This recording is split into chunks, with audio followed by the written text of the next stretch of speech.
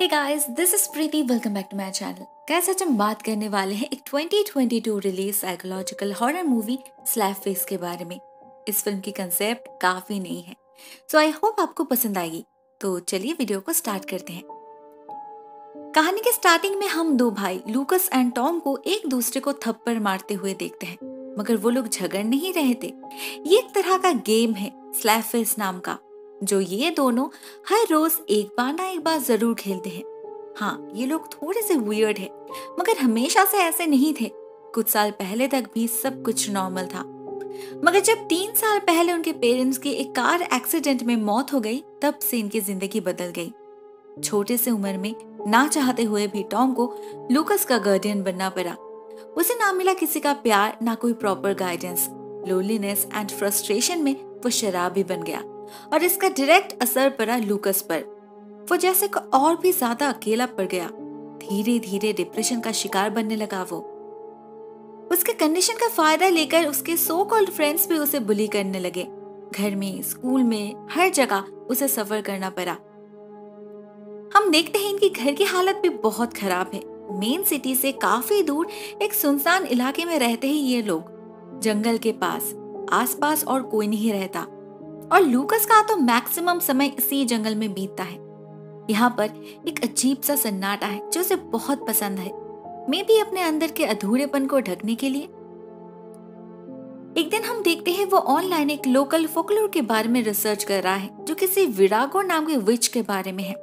लोग कहते हैं वो एक पागल औरत थी, जो या तो छोटे बच्चों का शिकार करती थी या फिर उन्हें वश में करके उनसे उनके परिवार वालों का खून करवाती थी। उसका घर इसी जंगल के एक अबांडन फैक्ट्री में है, और वो अभी भी जिंदा है। लूकस उसी दिन उस फैक्ट्री में जाता है और उसके सामने मिट्टी खोद के अपनी माँ की एक फोटो जमीन में गाड़ देता है। साथ में चाकू से अपना हाथ काट के थोड़ा सा खून भी डालता है उस फोटो के ऊपर। क्लियरली वो उन्हें मिस कर रहा था, मगर क्या ये कोई रिचुअल था? God knows. उसी रात जब टॉम बार में एक लड़की को इम्प्रेस करने की कोशिश कर रहा था, तो एक पुलिस ऑफिसर उसे इन्फॉर्म करता है लूकस के बारे में। उसने कुछ गलत किया है।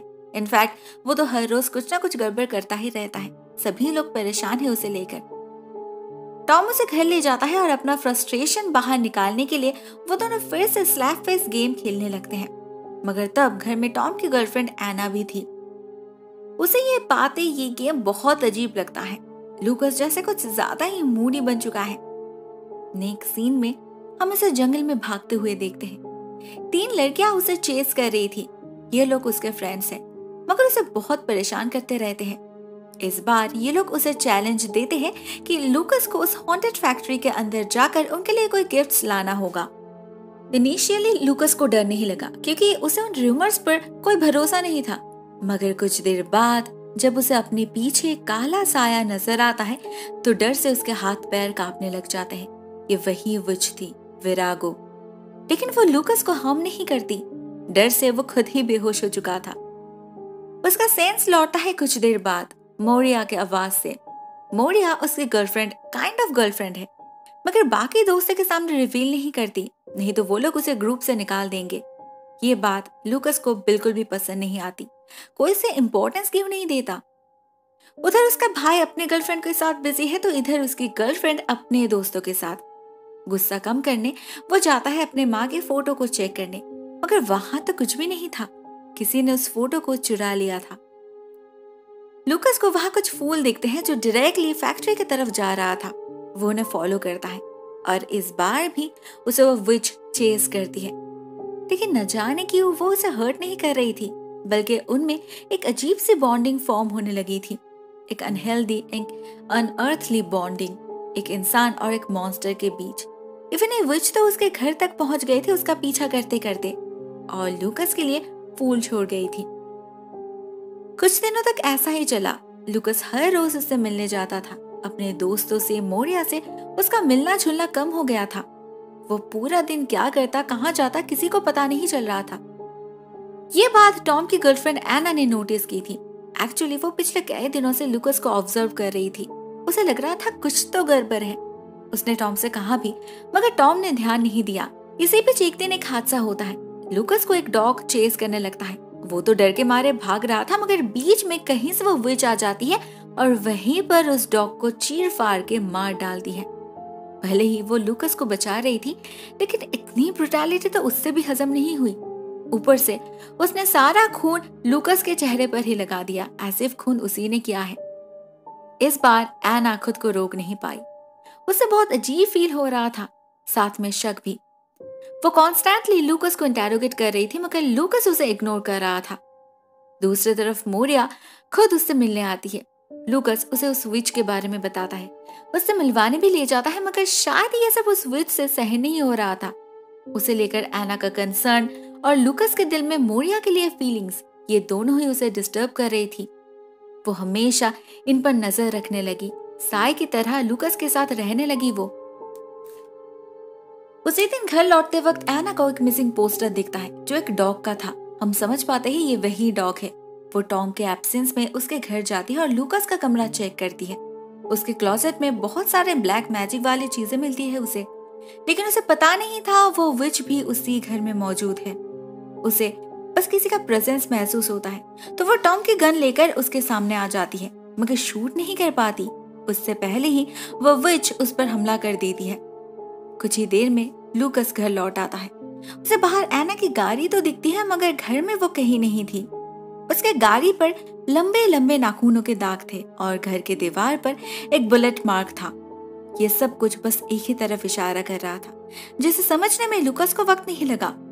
उस डॉगी वाले हादसे को उसने अभी तक भुला नहीं पाया था। ऊपर से ये सब गुस्सा, कंफ्यूजन, फ्रस्ट्रेशन में उसकी हालत खराब हो चुकी थी। उसे कुछ समझ नहीं आ रहा था वो क्या करे। सिर्फ इतना पता था एना के साथ जरूर कुछ बुरा हुआ है, बहुत बुरा। नेक्स्ट डे सुबह होते ही वो जाता है उस विच को कन्फ्रंट करने, मगर उसे कोई नहीं मिलता जंगल में। इधर घर में तब तक टॉम को भी कुछ शक होने लगा था, कहीं लूकस ने तो कुछ नहीं किया। मगर लूकस को तो पता था ये किसका काम हो सकता है। तो जब अगले दिन वो विच उससे मिलने आई, लूकस उस बुलेट मार्क को दिखाते हुए उससे पूछा क्या मामला है। जवाब में उस विच ने घर में तोड़फोड़ शुरू कर दी। और सिर्फ वो ही क्यों, लूकस भी तो उसका साथ दे रहा था। वो जैसे डे बाय डे उस विच की तरह ही बनने लगा था, ब्रूटल, इनह्यूमन। एक दिन एक चूहे को उसने कुछ इस तरीके से पीट पीट कर मार डाला कि मोरिया भी उसे पहचान नहीं पा रही थी। लेकिन इतना बदलाव के बाद भी टॉम की नजर में कुछ नहीं आ रहा था, ना उसे एना की फिक्र हो रही थी। बस घर की हालत देखकर उसे गुस्सा आ जाता है और वो लूकस को स्लैप फेस गेम खेलने के लिए कहता है। ये नाम अपने आप में ही एक मेटाफोर है। टॉम अपने भाई को एक्चुअल में ही मार रहा था, अपना फ्रस्ट्रेशन निकाल रहा था, मगर नाम दे रहा था खेल का। ये खेल उस विच को समझ नहीं आया। उसे लगा वो लूकस को मार रहा है, तो वो टॉम को पकड़ने के लिए आगे बढ़ने लगी। शुक्र है लूकस ने सही समय देख लिया और बचा लिया उसे, नहीं तो आज टॉम का आखिरी दिन होता।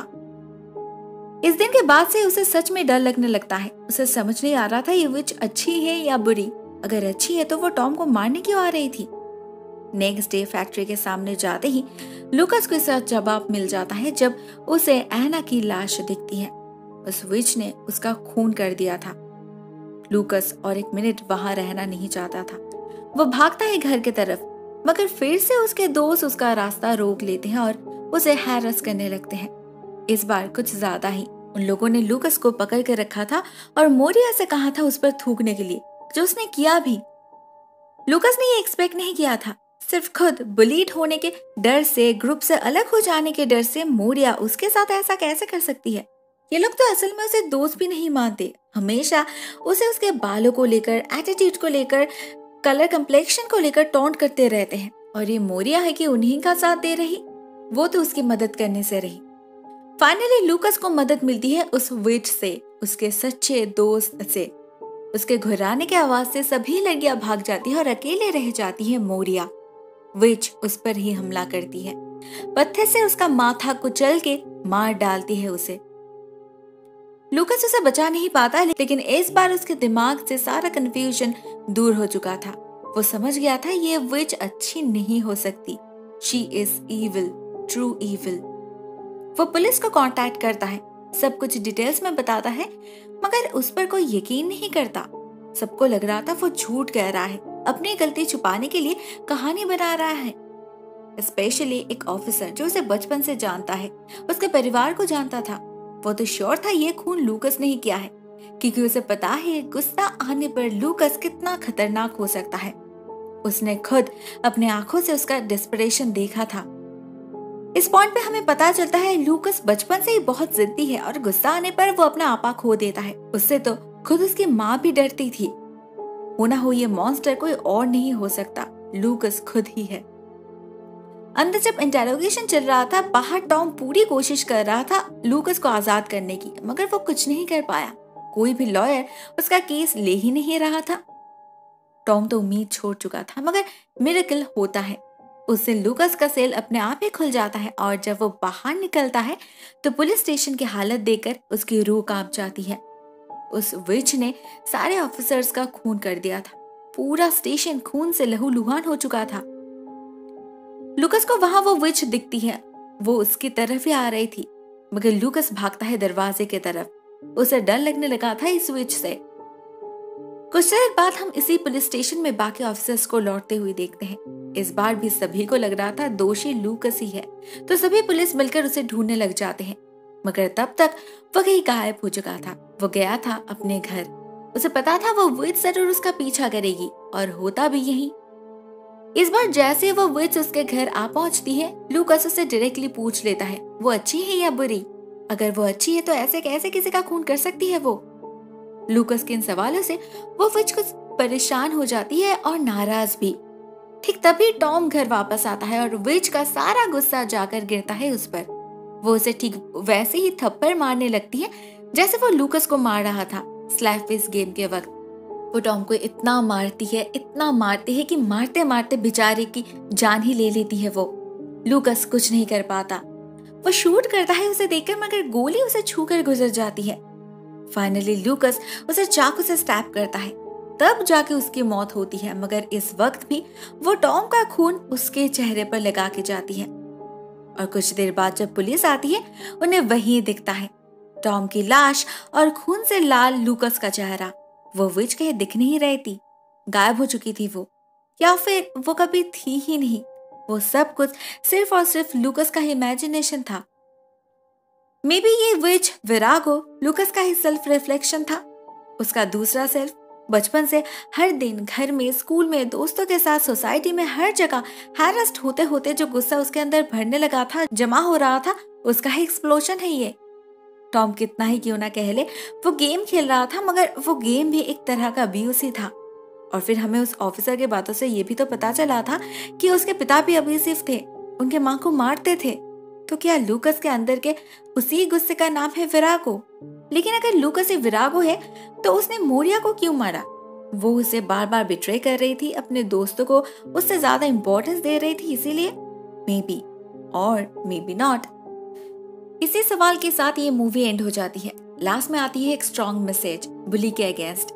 इस सब की शुरुआत कभी कभी घर में ही होती है, तो क्योर भी वहीं से होना चाहिए। मुझे ये फिल्म एवरेज लगी। एक अच्छी मैसेज को कन्वे करने की कोशिश की गई है, मगर एग्जीक्यूशन बहुत ही वीक रही। बहुत सारे कंफ्यूजन क्लियर नहीं हो पाए। So overall it's perfect for one time watch, but nothing more than that. आज के लिए इतना ही दोस्तों। Thank you so much for watching this video. बहुत जल्द मिलते हैं किसी और नए वीडियो के साथ। तब तक के लिए टेक केयर, टाटा।